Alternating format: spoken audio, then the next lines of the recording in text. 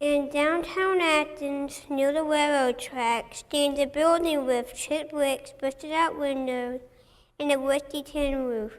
The loading dock of the business that used to be there has long been boarded up, and the road leading to it has been worn to gravel.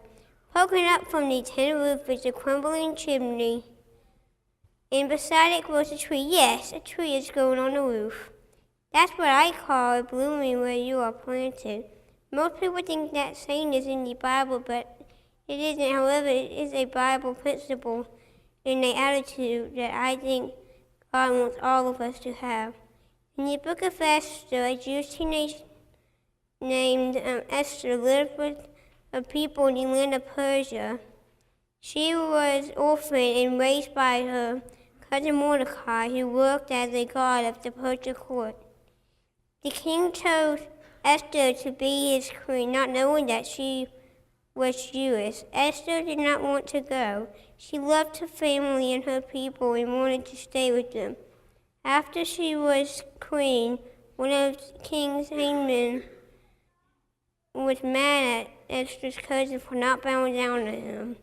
He wanted to get even, so he tricked the king into making a law that would kill all Jewish people. Mordecai told Esther about the plot and told her that she would have to tell the king so that her people would not be killed. She was very scared to do this. There was a law that the king might have you killed if you came to him without asking, but if she didn't tell him, then she and her people would be killed. Mordecai encouraged her by saying Esther 4:14, "Who knows but that you are here for such a time as this?" Her cousin is telling her that she may not be in a place that she wants to be, or doing something that she wants to do, but God may have led her to be in that place so that she could do something that God needs done. She needs to bloom where she has been planted.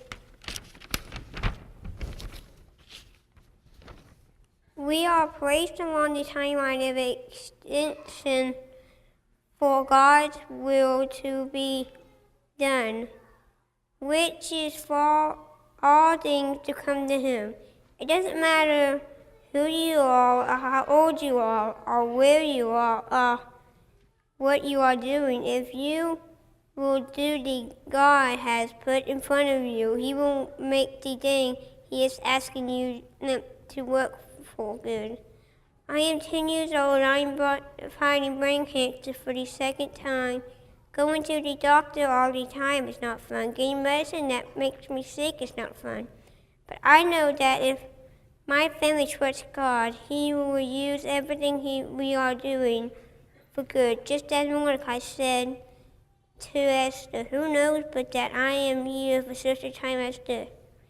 Who knows but that you are here for such a time as this, so that you hear me tell you that you can do something, do the thing God is asking you to do." God used Esther just as a teenage girl to save His people from whom Jesus would be born to save us all. God is the gardener of that little tree on the roof. It will not grow very big like most trees do to provide home for animals or strong lumber for buildings. It will not grow beautiful flowers for everyone to enjoy because its roots are shallow.